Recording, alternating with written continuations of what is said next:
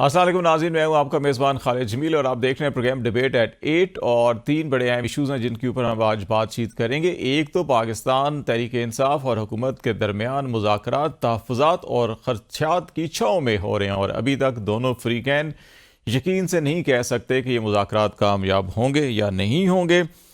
तीसरी नशिस्त में पाकिस्तान तहरीक इंसाफ ने तहरीरी मुतालबात देने का ऐलान किया है, लेकिन साथ ये भी कहा जा रहा है कि मुमकिन है कि तीसरी नशिस्त आखिरी नशिस्त साबित हो। क्या ये नतीजा खेज़ आखिरी नशिस्त होगी या ये बगैर नतीजे के ही मुज़ाकरात यहीं पे ख़त्म होंगे? इस हवाले से बड़ा अहम एक सवाल है जिस पर हम बात करेंगे। और दूसरा मामला, राना सनाउल्लाह साहब का ये कहना है कि इमरान खान को अडयाला जेल से मुंतकिल किया जा सकता है, इसकी बात की जा सकती है। इससे पहले ये मुतज़ाद खबरें थीं कि इमरान खान को ऑफ़र की जा रही है, फिर हुकूमती हलकों ने कहा कि नहीं, ये अली अमीन गंडापुर की जानिब से तजवीज़ आई थी। और अब राना साहब का ये कहना किस चीज़ की अक्कासी करता है, ये मामला हुआ। और फिर पीपल्स पार्टी के बाद हलकों का ये कहना है कि पीपल्स पार्टी कुछ नए इत्तेहादियों के साथ मिलकर हुकूमत बना सकती है। तो क्या शहबाज शरीफ साहब के खिलाफ अदम एतमाद होगी या पीपल्स पार्टी और नून लीग के अंदर ऐसा क्या मामला हुआ कि पीपल्स पार्टी की बाज़ क़यादत जो है इस किस्म के बयान दे रही है? ये मामलात हैं जिन पर हम बात करेंगे। कौसर काज़मी साहब हमें ज्वाइन कर रहे हैं, हुकूमत पंजाब के तर्जमान है, पाकिस्तान मुस्लिम लीग नून के रहनुमा हैं। रज़ा हारून साहब पाकिस्तान पीपल्स पार्टी से आपका तल्लक है और अली बुखारी साहब पाकिस्तान तहरीक इंसाफ के में थोड़ी देर में ज्वाइन कर रहे हैं। रज़ा भाई, आपसे हम स्टार्ट कर लेते हैं और ये मामला पीपल्स पार्टी और नून लीग से ही चले स्टार्ट कर लेते हैं। अली बुखारी साहब आएंगे तो फिर पीटीआई को भी हम ले लेंगे। ये क्या ऐसा मसला हुआ कि नदीम अफजल चंद साहब भी जो है कि वो भी ये कह रहे हैं और कुछ और लोग भी कुछ नाराज़ से दिखाई देते हैं PMLN से या प्राइम मिनिस्टर साहब से, और नौबत यहाँ तक आ गई कि कहना पड़ रहा है कि जी के हो सकता है हम कुछ नए इत्तेहादी बना लें। तो ये नया इत्तेहादी जब तक मेरा ख्याल है PTI नहीं बनेगी उस वक्त तक तो इतना साइजेबल नंबर नहीं है। अगर छोटे छोटे इत्तेहादी तो होंगे तो हुकूमत ही बन सकती। तो कोई ऐसी उम्मीद पैदा हो रही है? फैज बताएंगे। सबसे पहले तो हमें ये समझना चाहिए कि नदीम अफजल चंद साहब क्या फरमा रहे हैं या दीगर पार्टी लीडर। बिलावल भुट्टो साहब ने खुद 27 दिसंबर के जलसे में, भरे जलसे में इसका तस्करा किया। उन्होंने शिकायत की, शिकवा किया, नवाज शरीफ साहब से किया, शहबाज शरीफ साहब से किया, और दो बातों पे शिकायत की उन्होंने। उनका शिकवा था कि एक तो जो हमारा तहरीरी मुआहदा हुआ है विफाक की सतह पे, दूसरा जो हमारा तहरीरी मुआहदा हुआ है पावर शेयरिंग का पंजाब की सतह पे, उन दोनों के नुकात पर अमल दरामद नहीं हो रहा। चाहे वो फंड्स का मामला हो, PSDP में सिंध के लिए प्रोजेक्ट्स रखने का मामला हो, पावर शेयरिंग की बात हो पंजाब के अंदर, या कौमी नौइयत के अहम फैसले जो कानून साजी है, आइन साजी है, या दीगर बड़े फैसलों में पाकिस्तान पीपल्स पार्टी की लीडरशिप को एतमाद में न लेना और फैसला करके इत्तला करना, तो तमाम चीजें तो बिलावल भुट्टो साहब ने अपने खिताब में 27 दिसंबर को कर दी। अब आ जाते हैं जी उसके बाद के बयान जो हैं।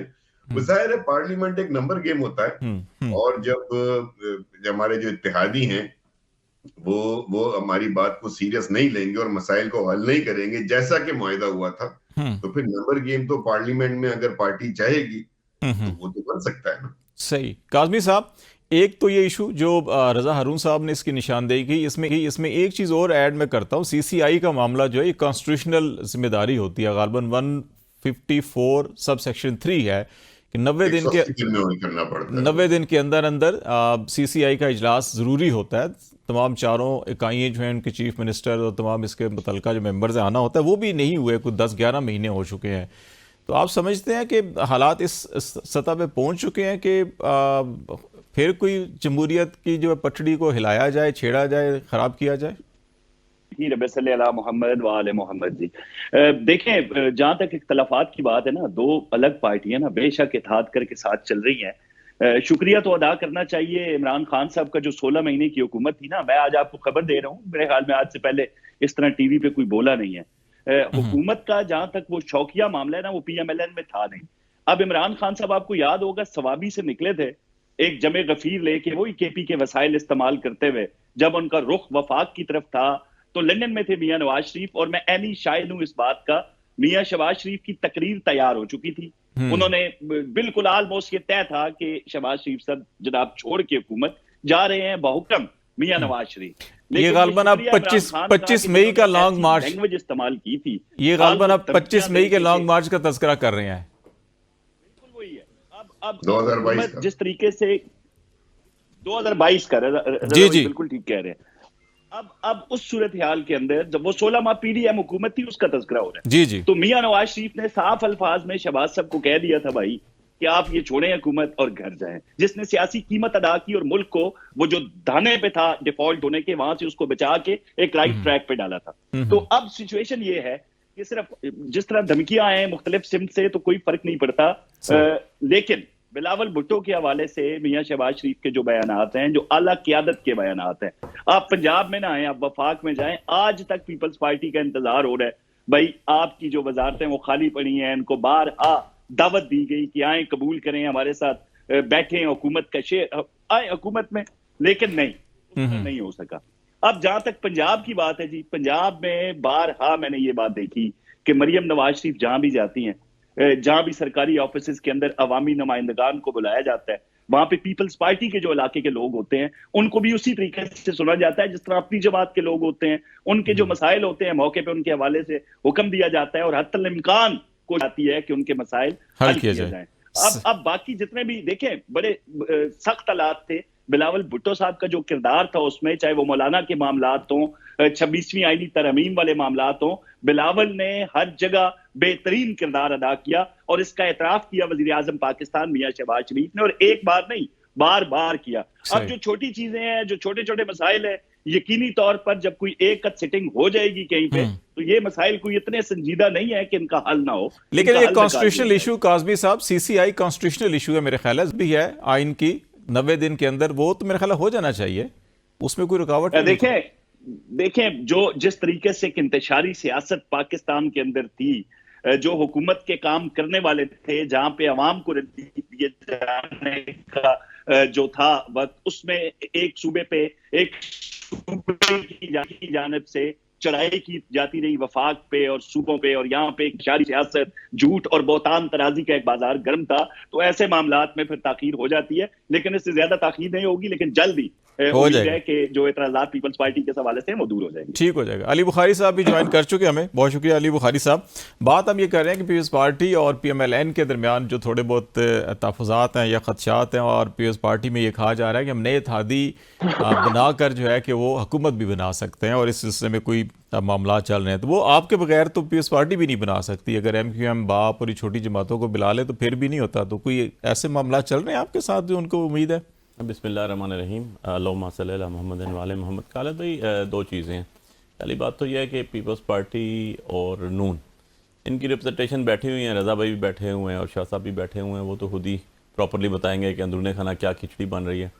ब्रॉडर नेट में अगर या देखूँ मैं तो इनके प्राइम मिनिस्टर जो हैं दोनों की वोटों से बने हुए हैं, इनके स्पीकर दोनों की वोटों से बने हुए हैं, इनके सेनेट चेयरमैन दोनों की वोटों से बने हुए हैं, और मुस्लिम लीग टॉप पे और पीपल्स पार्टी बॉटम पे जो मैंडेट चोरी है उसको प्रेसिडेंट साहब भी कहते हैं, प्रेसिडेंट साहब भी, ऑब्वियसली प्रेसिडेंट साहब भी उसकी हद तक रेजिस्ट करते हैं, क्योंकि बेनिफिशरी नून अगर 90% है तो शायद 10% पीपल्स पार्टी भी होगी जो मैंडेट चोरी का एक इशू है या एलिज्ड है।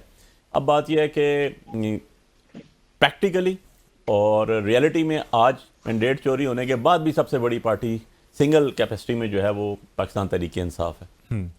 और सही कहा आपने बिल्कुल कि हमारे बगैर फॉर्मेशन शायद नहीं हो सकती अगर पीपल्स पार्टी छोड़ती है, लेकिन ये भी हकीकत है पीपल्स पार्टी वालों की ज़ुबानी है कि उन्होंने सबसे पहले कहा, उनकी ज़ुबानी यही, उनके जितनी टॉप लीडरशिप है कहती है कि हमारे दिल ख्वाहिश है, हमारी ख्वाहिश थी।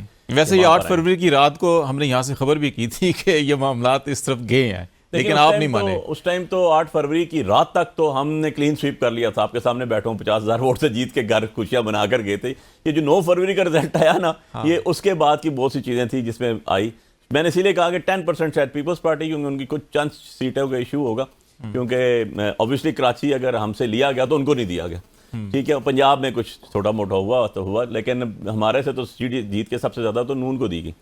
सो बात यह है कि ऑब्वियसली देखें पॉलिटिक्स में खालिद भाई, सीरियस नोट में बात कर रहा हूँ, हरफ आखिर कुछ भी नहीं होता और डायलॉग प्रोसेसेस होते हैं।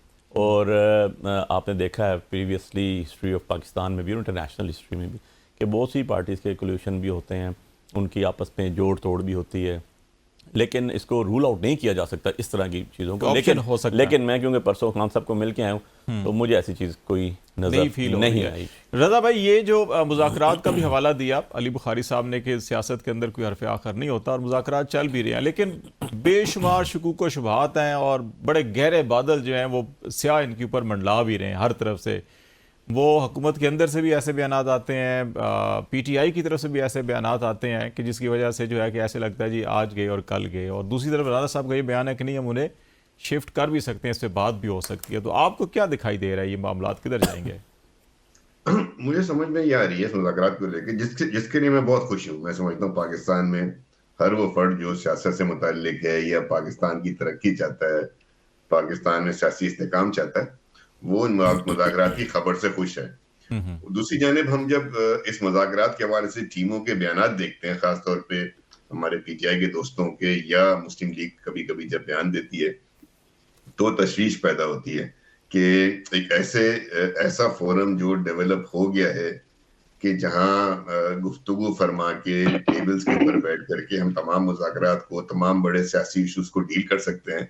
तो फिर ये जो बाहर बैठ के लोग बात करते हैं, जो बाहर से जब कमेंट्री होती है या बाहर से ऐसी पोस्ट आती है, वो इन मुज़ाकरात की सीरियसनेस को डैमेज करती है, इसकी संजीदगी को हिट करती है। रजा साहब, इमरान खान उसको ऑन करते हैं, बाहर से हम कैसे कह सकते हैं? वो तो पार्टी सरबराह ऑन भी कर, कमेटी भी बनाई है, ऑन भी कर रहे हैं उसको, स्टेटमेंट्स को उनको। नहीं तो फिर पोस्ट भी आ रही है ना, मैं यही तो फरमा रहा हूँ कि पोस्ट भी आ रही है, फिर उसके नुमाइंदे टीवी में बैठकर गुफ्तगू ही फरमा रहे हैं, वो लोग भी कमेंट्री कर रहे हैं। मुझे तो, मैं आपको सही बताऊं, अली भाई बैठे हुए हैं यहाँ पे, कौसर भाई हैं, मुझे हुकूमत की बेंचों से कंफ्यूजन नहीं बन रहा था, मुझे PTI की बेंचों पे बहुत आप शेख वकास साहब को सुने, वो कुछ और बात कर रहे हैं, आप शेर अजहर मरवत को सुने, उनका आइडिया कुछ और है, आप बैरिस्टर गौर को सुने, उनकी बात कुछ और होती है। इनकी लगता है आपस में भी कोई मीटिंग नहीं होती है, कोई तय नहीं होता कि हमने एक फोरम पे बैठ गए हैं यार, हमने सारी बातें वहां पे करनी है।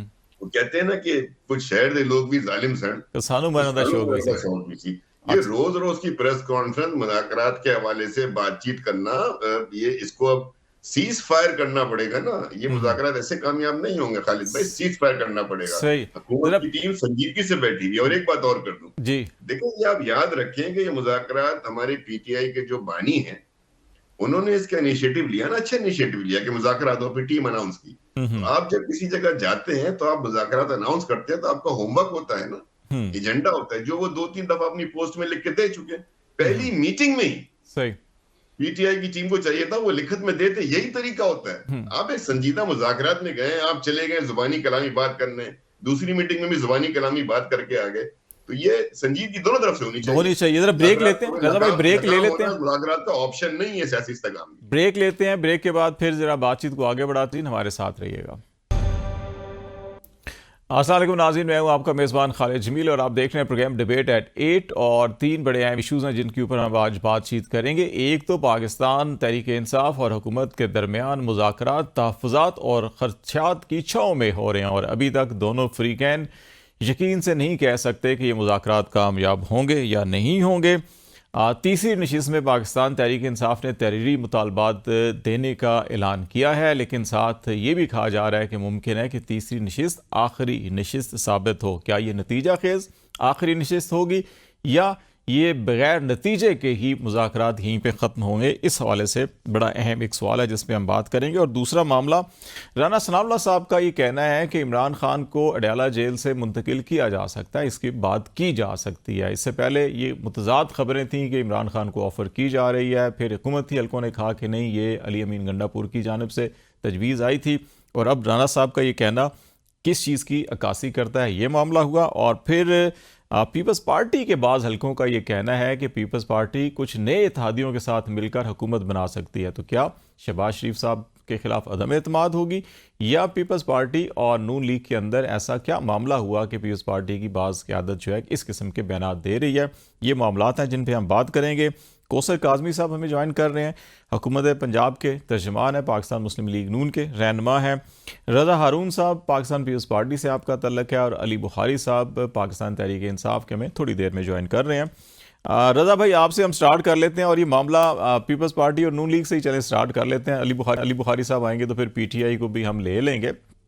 ये क्या ऐसा मसला हुआ कि नदीम अफजल चंद साहब भी जो है कि वो भी ये कह रहे हैं और कुछ और लोग भी कुछ नाराज से दिखाई देते हैं PMLN से या प्राइम मिनिस्टर साहब से, और नौबत यहाँ तक आ गई कि कहना पड़ रहा है कि जी कि हो सकता है हम कुछ नए इत्तेहादी बना लें। तो ये नया इत्तेहादी जब तक मेरा ख्याल है PTI नहीं बनेगी उस वक्त तक तो इतना साइजेबल नंबर नहीं है। अगर छोटे छोटे इत्तेहादी तो होंगे तो हुकूमत भी बन सकती। तो कोई ऐसी उम्मीद पैदा हो रही है? फैज बताएंगे, सबसे पहले तो हमें ये समझना चाहिए कि नदीम अफजल चंद साहब क्या फरमा रहे हैं या दीगर पार्टी लीडर।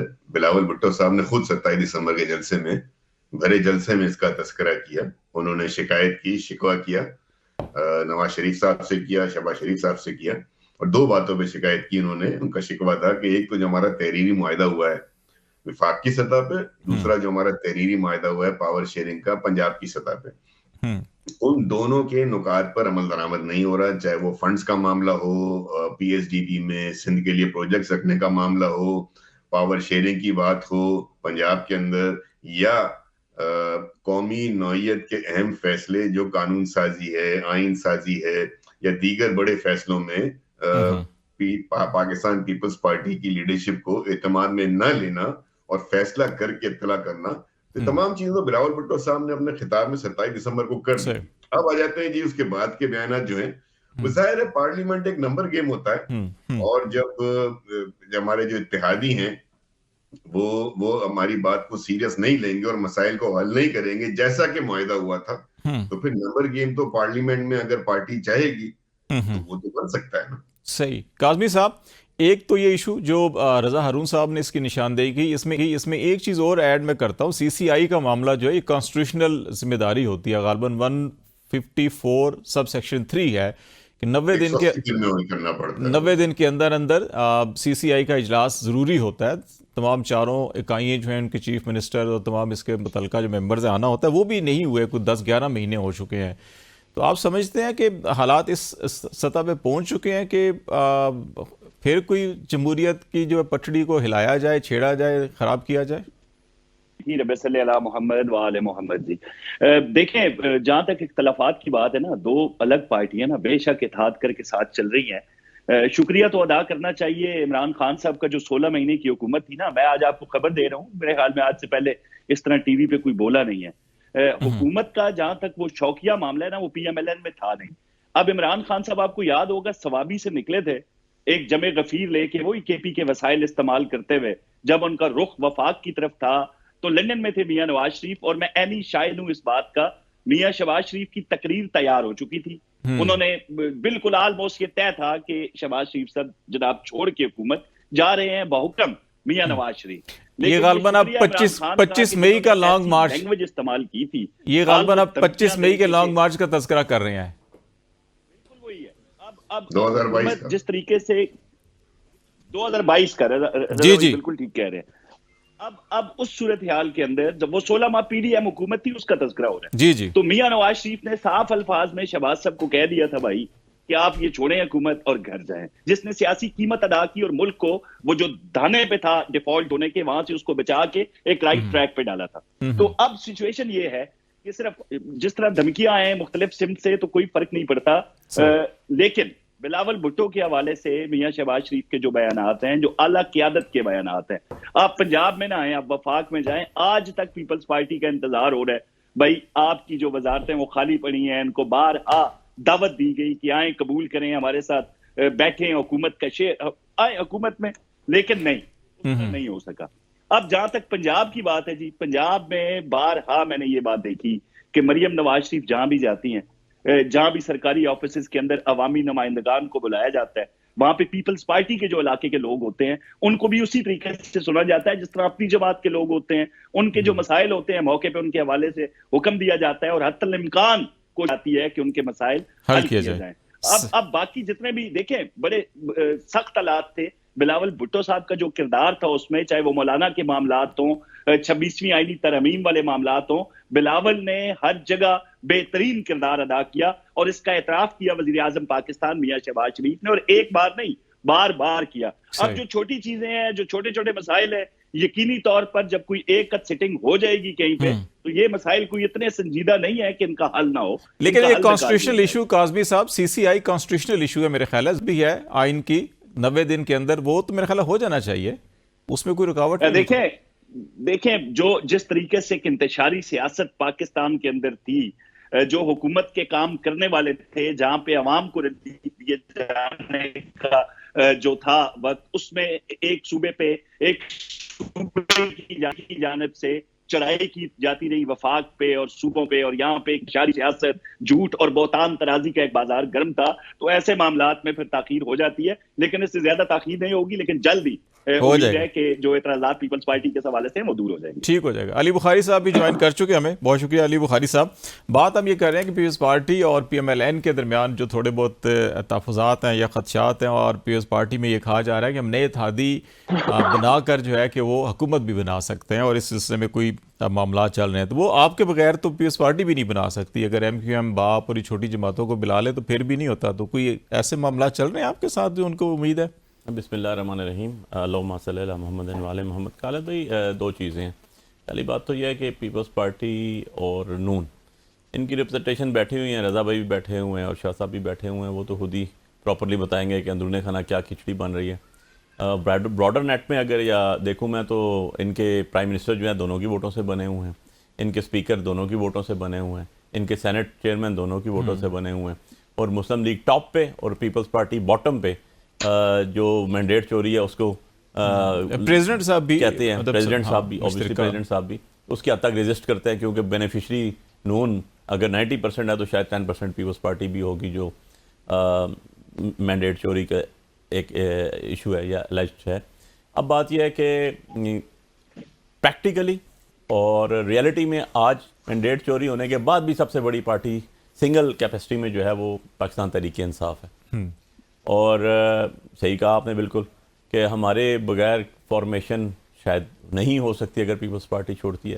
लेकिन ये भी हकीकत है, पीपल्स पार्टी वालों की ज़ुबानी है कि उन्होंने सबसे पहले कहा, उनकी ज़ुबानी यही, उनके जितनी टॉप लीडरशिप है कहती है कि हमारे दिल ख्वाहिश है, हमारी ख्वाहिश थी। वैसे ये 8 फरवरी की रात को हमने यहाँ से खबर भी की थी कि ये मामलात इस तरफ गए हैं, लेकिन आप नहीं माने। उस टाइम तो 8 फरवरी की रात तक तो हमने क्लीन स्वीप कर लिया था। आपके सामने बैठा हूँ, 50,000 वोट से जीत के घर खुशियां बनाकर गए थे। ये जो 9 फरवरी का रिजल्ट आया ना, ये उसके बाद की बहुत सी चीज़ें थी जिसमें आई। मैंने इसीलिए कहा कि 10% शायद पीपल्स पार्टी, क्योंकि उनकी कुछ चंद सीटों का इशू होगा, क्योंकि ऑब्वियसली कराची अगर हमसे लिया गया तो उनको नहीं दिया गया, ठीक है। पंजाब में कुछ छोटा मोटा हुआ तो हुआ, लेकिन हमारे से तो सीट जीत के सबसे ज़्यादा तो नून को दी गई।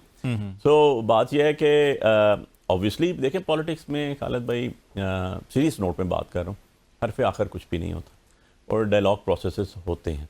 और आपने देखा है प्रीवियसली हिस्ट्री ऑफ पाकिस्तान में भी और इंटरनेशनल हिस्ट्री में भी कि बहुत सी पार्टीज़ के कोल्यूशन भी होते हैं, उनकी आपस में जोड़ तोड़ भी होती है, लेकिन इसको रूल आउट नहीं किया जा सकता इस तरह की चीज़ों को। लेकिन मैं क्योंकि परसों खान साहब को मिल के आया हूँ तो मुझे ऐसी चीज़ कोई नजर नहीं आई। रज़ा भाई, ये जो मुज़ाकरात का भी हवाला दिया अली बुखारी साहब ने कि सियासत के अंदर कोई हरफ आखिर नहीं होता और मुज़ाकरात चल भी रहे हैं, लेकिन बेशुमार शकूक व शुबहात हैं और बड़े गहरे बादल जो हैं वो स्याह इनके ऊपर मंडला भी रहे हैं हर तरफ से। वो हुकूमत के अंदर से भी ऐसे बयानात आते हैं, PTI की तरफ से भी ऐसे बयानात आते हैं कि जिसकी वजह से जो है कि ऐसे लगता है जी आज गए और कल गए। और दूसरी तरफ राजा साहब का ये बयान है कि नहीं, हम उन्हें शिफ्ट कर भी सकते हैं, इस पर बात भी हो सकती है। तो आपको क्या दिखाई दे रहा है, ये मामलात किधर जाएंगे? मुझे समझ में ये आ रही है मुज़ाकरात को लेकर, जिसके लिए मैं बहुत खुश हूँ। मैं समझता हूँ पाकिस्तान में हर वो फर्द जो सियासत से मुताल्लिक है या पाकिस्तान की तरक्की चाहता है, पाकिस्तान में सियासी इस्तेकाम चाहता है, वो मुज़ाकरात की खबर से खुश है।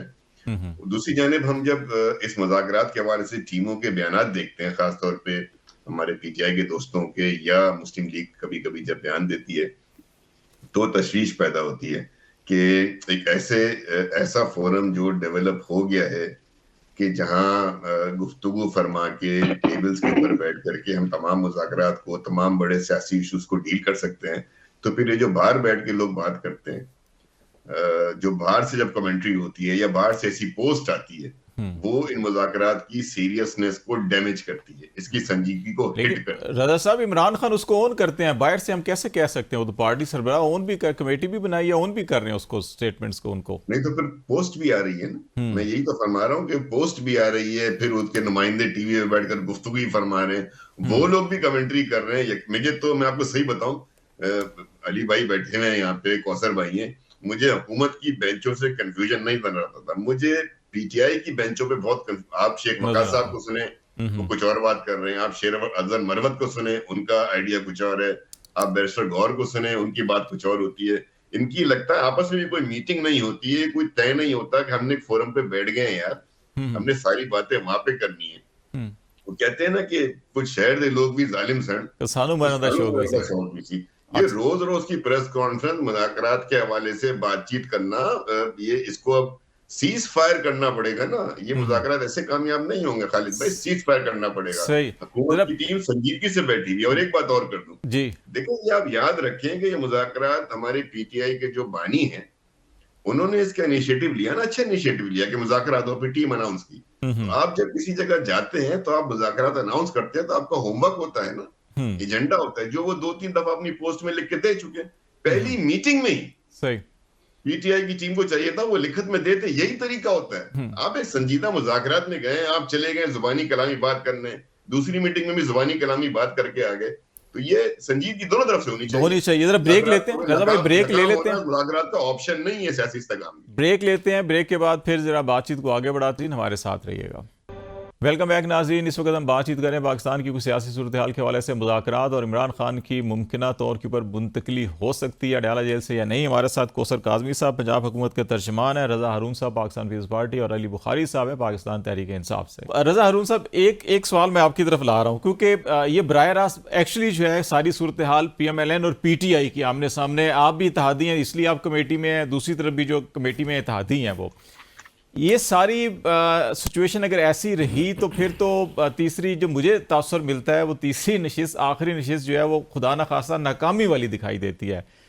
आपको दिखाई देता है ऐसा है? और फिर पीपल्स पार्टी एक बड़ा इत्तेहादी होते हुए हुकूमत में बैठे हुए कोई ऐसा किरदार कर सकते हैं कि अच्छा कहीं अडयाला में चलें, कोई बात नहीं, लॉन में ना सी किसी गैलरी में मुलाकात करवा दें? मैं आपको एक बात बताऊं, मैं सियासी आदमी हूं। मैं यकीन रखता हूं कि सियासी मुज़ाकरात कामयाब होंगे ना। सियासी लोग बैठेंगे तो उनकी कोई निश्चित आखिरी निश्चित नहीं होती। जैसे अली भाई ने खुद भी कहा था, आखिरी लफ्ज कोई लफ्ज नहीं होता है। अपने आप को डेडलाइन दे करके ना, अब जैसे 31 जनवरी की डेडलाइन खुद ही दे के अपने आप को फिक्स कर लिया। सियासत में अपने आप को फिक्स ना करें। दूसरी बात आपको बताता हूँ, देखिए मुझे तो याद है, बुखारी साहब, बुखारी भाई को भी याद होगा, कादमी साहब को, एक जमाने में खान साहब फखर से कहते थे, मेरा फोन अगर रिकॉर्ड होता है तो सही बात है, रियासत तो करना चाहिए, उसकी तो जिम्मेदारी मेरी प्रोटेक्शन के लिए। तो जिस बंदे को बेसित वजीर आजम रिकॉर्डिंग पे एतराज नहीं था कि मैं तो कोई ऐसी बात ही नहीं करता, तो क्या फर्क पड़ता है अगर कोई सुन भी ले, वहां कौन क्या डिस्कस करने जा रहे हैं। रजा भाई, हर तो जमात जब हुकूमत में होती है ना, उसको आयन कानून की तमाम बारीकियां बहुत अच्छी लगती हैं। जब अपोजिशन में आते हैं ना तो सारे कानून काले हो जाते हैं। मैं लाइटर नोट ये बात कर रहा हूँ। मैं दूसरी बात आपको बताता हूँ ना कि भाई आप ऐसी क्या बात करने जा रहे हैं मुज़ाकरात में, जो कोई पहले से सुन लेगा, जो एक दिन बाद सुनेगा, उसको क्या फर्क पड़ जाएगा? कोई फर्क नहीं पड़ना, ये सिर्फ गिमिक्स है। दूसरी बात, तीसरी अहम बात, भाई आपकी कमेटी में जो लोग हैं ना, उसमें 2-4 ऐसे जरूर होंगे जिनके साथ आप बैठ के अलग से कर भी लें, वो पहुंचा देंगे वहां पे जहां पहुंचानी है। हाँ, वो आज कहा ना उन्होंने कि इन्फिल्ट्रेशन होती है, हर पार्टी में है कुछ हम लोग घुस बैठी है। बात कर रहा था ना कि हमें, लेकिन जो बात आपने करनी है खुली करें ना यार। आप ट्वीट में सब कुछ लिख तो देते हैं, तो वहां अगर बेशक कोई आपके मॉनिटर मीटिंग हो भी जाती है तो I don't think so there is फर्क पड़ता है ना। भाई सारा मसला ये है सर जी, अच्छा चले आप अगर एक बात, सिर्फ एक बात आपसे आखिरी कर लूं बुखारी भाई के पास जाने से पहले, जी, अगर तो ये मुज़ाकरात सिर्फ पार्टी स्पेसिफिक और पर्सन स्पेसिफिक नीड्स के ऊपर है, तो फिर ये नाकाम हो जाएंगे। आप इन मुज़ाकरात को कौमी लेवल के बनाए, नेशनल लेवल के बनाए, नेशनल लेवल के एजेंडा लेकर आए। और ये बात सही है, दरखास्त और उज़रदारी नहीं होती, एजेंडा होता है। आप नेशनल एजेंडा लेकर आए ना, उसके ऊपर गुफ्तगू फरमाए, इंशाल्लाह मेरी उम्मीद है कि इंशाल्लाह मुज़ाकरात कामयाब होंगे। बुखारी साहब, एक चीज़ तो ये आप कमेंट्स पे जवाब करेंगे, दूसरा मामला जो है कि आज इमरान खान साहब ने ये भी कहा जी कि हमें उम्मीद नहीं है पाकिस्तान में इंसाफ मिलने की, और ख़ास तौर पे 26 नवंबर के हवाले से। और वो कहा जी कि आप इंटरनेशनल ऑर्गेनाइजेशन में चले जाएं, ये मामलात लेकर चले जाएं। अभी 15 को गालबन बरतानी पार्लियामेंट में भी कोई हेयरिंग रखी हुई है, और 22 जनवरी को कांग्रेस में भी दोबारा से कोई पाकिस्तानी कम्युनिटी कर रही है। इन सारे मामलात के अंदर फिर यहाँ पर बात करना कितना नहीं, देखें दो तीन चीज़ें हैं खालिद भाई इसमें। नंबर पहली बात तो ये है कि जब भी नेगोशिएशन होगी, जब भी कोई डायलॉग होगा, तो डायलॉग के अंदर आप जब जाते हैं तो उसमें आर्गूमेंट्स होते हैं, लॉजिकल गुफ्तगू होती है। डेफिनेटली कोई एक को आप प्रपोज करेंगे, आगे से कोई एक्सेप्ट होगा, कोई इसके निकाला जाता है ना, रास्ता निकाला जाता है ताकि डेडलॉक ना आए। और नंबर 2 चीज़ ये है कि जो अभी तारीख की बात की, मैं तो कहता हूँ कि जी तारीख तो होनी चाहिए, क्योंकि आपके एक फिक्स डेट नहीं होगी तो ये तो फिर इन्फिनिटी चलता रहेगा ना, 4 साल चलता रहे, हु केयर्स। जब तक आप इसको एक प्रॉपर तरीके से लेके नहीं चलेंगे और टॉप एंड तक इसको नहीं लेकर आएंगे, तब तक तो इसका कोई फ़ायदा नहीं ना।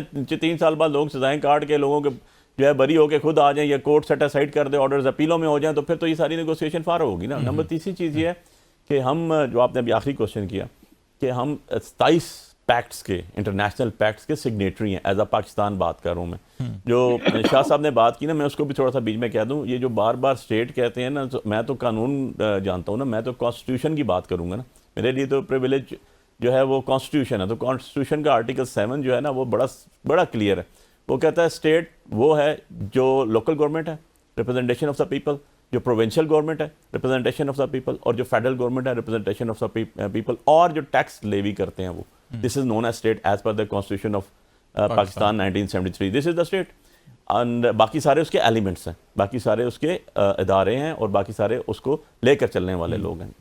सो इसके ऊपर बात करनी है आपने, तो स्टेट तो यही है, तो वो तो आप लोग हैं। और अगर आप लोगों का बंदा बैठ के क्या जाए कमेटी में कि मैं बेबस हूँ, तो फिर क्वेश्चन मार्क तो आएगा ना यार। लेकिन ऑन द अदर साइड हम 27, जो आपने कहा खान साहब ने इंटरनेशनल लोगों से, क्योंकि मैंने ये अभी सुना है, मेरे नोटिस पे नहीं आई है, तो हम 27 पैक्ट्स के इंटरनेशनल, जिसमें हम यूरोपियन यूनियन, जिसमें हम हेग से लेके और जिनेवा कन्वेंशन से लेके और यूएस का यूनाइटेड नेशन चार्टर के, हम सबके हम पाबंद हैं। 27 पैक्ट्स हैं गवर्नमेंट ऑफ पाकिस्तान के, स्टेट ऑफ पाकिस्तान के, तो हमने उनके तहत करना है। अगर हम नहीं करेंगे तो वायलेट करेंगे, तो ऑटोमेटिकली आपका जो राइट है वो इंटरनेशनल में चला जाएगा। नंबर 2, जो प्रिजनर्स की बात की गई है, देखें जब आपने किसी चीज़ को सीरियसनेस में लेके जाना होता है ना, तो आपको कहना चाहिए था this is a cup of a T. ये कप ऑफ अ टी के ऊपर ये पड़ा हुआ, बैठ के बात करें और हमें बताएं। एवरीवन नोज कि जब तक खान साहब डिसाइड नहीं करेंगे तब तक चीज़ डिसाइड नहीं हो सकती। और आपको भी पता, और आपने कहा था ये फर्स्ट मीटिंग के बाद, कि जो पीटीआई के लोगों की एक ये बात आई है कि वो खान साहब से मुलाकात करके चीज़ें कंसिडर करेंगे और बाद में डिस्कस करेंगे, तो बिल्कुल जायज़ बात है, क्योंकि उनका वो लीडर है और उन्हीं की मर्जी से होगा। अब एक रूल्स बने जिसको हम 1992 नेल्सन मंडेला रूल्स कहते हैं, प्रिजनर रूल्स के हवाले से, जो शाह साहब ने बात की, और वो यूनाइटेड नेशन के चार्टर में, यूनाइटेड नेशन रूल्स उसको फॉलो करने का कहते हैं। उठा के देख लें कि हमने फॉलो किया है, हम सिग्नेटरीज भी हैं, हम फॉलो भी नहीं करते। अब मुझे बताएं ना, जो बिल्कुल मैं रज़ा हारून भाई की इस बात से एग्री करता हूँ कि जो पॉइंट्स होते हैं ऑफ डिस्कशन वो नेशनल लेवल के होने चाहिए, और नेशनल लेवल ही के हैं हमारे। अगर मैं इनोसेंट प्रिजनर्स की बात करता हूँ, 4500 बंदा इस्लामाबाद में अंदर हुआ हुआ यार, किसी को पता है कहां गया? 4 अक्टूबर को 4000 लोग अंदर हो गए, 26 को लादा हो गए। 5000 तो एडिशनल अटॉर्नी जनरल ने भी सुप्रीम कोर्ट में कहा। आखिरी 3 मिनट जो लोगों को आपने सजा दे दी, 3 मिनट है, मैं एक मिनट आप तीनों से, एक मेरा बड़ा हमेशा ये कंसर्न रहता है कि हमारी सियासत के अंदर हम खवातीन को बहुत निशाना बनाते हैं। चाहे वो मोहतरमा फातिमा जिन्ना से हम मामला शुरू करें, मोहतरमा बेनज़ीर भुट्टो, नुसरत भुट्टो साहिबा, मोहतरमा कुलसूम नवाज साहिबा, मोहतरमा मरियम साहिबा, बुशरा बीबी हों, और अब आप अलीमा खान भी अगर कहती हैं जी कि हमें धमकियाँ दी जाती हैं जी, हम आपकी AI वीडियोस बना के करेंगे, आप मुंह बंद करें या ये वो करें। ये आप तीनों बड़ी जमातों के नुमाइंदे हैं, हम किस तरह से ये इंश्योर कर सकते हैं कि हम कतई नज़र इसके कि क्या सोच है, नज़रिया है, मसलक है, हम इस तरह से ख्वातीन को हम कम अज़ कम निशाना ना बनाएं? बुखारी साहब आप 1 मिनट, काज़मी साहब फिर आपके पास आ जाता हूँ। बुखारी साहब 1 मिनट, फिर रज़ा भाई आप, और फिर काज़मी साहब आखिर में आपके पास आ जाता हूँ। भाई बिल्कुल मैं इससे एग्री करता हूँ कि हमें इमोडेस्टी जो है उसके अंदर, जो जिसको कहते हैं ना मोडेस्टी ऑफ वुमेन, उसको हमेशा केटर करना चाहिए और उसको लेकर चलना चाहिए। और हमने देखा कि कुलसूम नवाज साहिबा जो हैं वो एक हाउस वाइफ थी, लेकिन जब नवाज शरीफ साहब पे टाइम आया तो वो निकली, ठीक है। उसके बाद बेनज़ीर भुट्टो साहिबा के ऊपर जो कुछ होता रहा वो तो आपने देखा ही है 80s में एंड में, और उसके बाद 90s में भी इवन उनकी डेथ तक जो चीज़ें चलती रही, और किस तरह उनको करैक्टर असैसिनेशन की जाती है। ये मेरा ख्याल है कि इसके अलावा हालिया मुज़ाकरात का भी इसको हिस्सा नहीं होना चाहिए एजेंडे के ऊपर। मेरा ख्याल है कि इससे बहुत, देखिए ये चीज़ें बिल्कुल होनी चाहिए, लेकिन ये तब होंगी जब आप एक स्टेप आगे बढ़ेंगे। इसी तरह जब लास्ट अब बुशरा बीबी को देखें, 9.5 महीने यार जेल कटवा दिया आपने, जेल काट के आ गई, वो एक केस से निकलती थी दूसरे में, और सबसे लास्ट में जो पाकिस्तान की तारीख के भयानक में 2 चीज़ें ख्वातीन के वाले से कहता हूँ, आफ्टर फातिमा जिन्ना, तो उससे मैं कहता हूँ एक जो बेनज़ीर भुट्टो साहिबा की तस्वीरें फेंकी गई थी, और दूसरा जो इद्दत का केस किया गया, जिसको आप प्रोग्राम टीवी के ऊपर बैठ के डिस्कस नहीं कर सकते। 1.5-2 मिनट है, आप दोनों के पास 1 मिनट समझ लीजिए जरा इस इशू पे बात। मैं समझता हूं कि मिसोजिनिस्टिक व्यूज रखना, कमेंट्स करना किसी भी खातून के खिलाफ वैसे ही गलत बात है, चाहे जाए कि हम लीडरान के खिलाफ या पॉलिटिकल एक्टिविस्ट जो हमारी खवातीन है, वैसी हमारी सियासी पार्टियों में खवातीन की कमी है, प्रैक्टिकल पॉलिटिक्स में नहीं आती, इसी वजह से नहीं आती है कि फिर आप उनके किरदार की तरफ चले जाते हैं, आप उनके कैरेक्टर को जो है ना वो सार्केज्म का निशाना बनाते हैं, आप उनकी कारकर्दगी नहीं देखते, आप उनके नजरियात को नहीं देखते, आप उनके अमल को नहीं देखते, आप उनको खातून की हैसियत से मिसोजिनिस्टिक हो गए, जेंडर स्पेसिफिक हो जाते हैं। और हमारी पार्टियों का एक कसूर है, मैं समझता हूं कि इसके अंदर हमारी पार्टियां, जब कोई बंदा उनकी पार्टी का हैसियत करे, चाहे वो उनका स्पोक्स पर्सन हो, फौरी सख्त एक्शन होना चाहिए। अभी आसमा शिराजी साहिबा के साथ क्या हो रहा है, वो उसको कॉल आउट करें, सही, उसको सजा दें, उसको सही। जब आप सजा डिटरेंट क्रिएट नहीं करेंगे अपनी पार्टी के ये अंदर, होता ऐसे रहेगा। बोलेंगे, काज़मी साहब, last minute sir, your take. देखें आज अगर वो अफसर जिंदा होता ना जिसने मोहतरमा शहीद की तस्वीर फिंकवाई थी, तो मैं जरूर नाम लेता उसका। अल्लाह उसके गुनाह माफ करे और उसकी मगफरत। ये भी बहुतान लगता है मियां नवाज शरीफ पे। अब जिस तरीके से 2 तारीखी हवाले दिए मेरे भाई बुखारी साहब ने, भाई सबसे बड़ा मजाक तो एक बिस्तर मर्द पे पड़ी खातून के साथ हुआ था ना, जिसको बीमारी में सियासी ड्रामा करार देकर मरते दम तक, जब तक वो उसका जनाजा नहीं हो गया, इसको ड्रामा कहा जाता रहा और कोई अफसोस करने भी नहीं गया था। बहुत बड़ा लीडर, और एक बड़े लीडर ने जब एक खातून के हवाले से कहा कि मेरा नाम ज्यादा ना लिया करो, तुम्हारा शोहर जो है वो बुरा मना जाएगा। तो लीडरशिप की तरफ से जब इस तरह के बयानात आएंगे तो फिर तो मसला होगा। बाकी जो वॉलंटियर है नीचे सोशल मीडिया पे, वो तभी राय रास्त पे आएंगे जब लीडरशिप खुद कंट्रोल कर लेगी। बहुत शुक्रिया कौसर काज़मी साहब आपका भी, और रजा हारून साहब बहुत शुक्रिया आपका, सैयद अली बुखारी साहब बहुत शुक्रिया आपका भी। नाज़रीन, यकीनी तौर के ऊपर सियासी लीडरान को इस नुक्ते के ऊपर ज़रूर एक दफ़ा सोचना चाहिए, इत्तफाक करना चाहिए। हर किसी के घर में खातून होती है, हमें उनकी तकद्दुस को पामाल नहीं करना चाहिए। आज तक के लिए इतना ही। खालिद जमील को इजाज़त दीजिए। अल्लाह हाफ़िज़।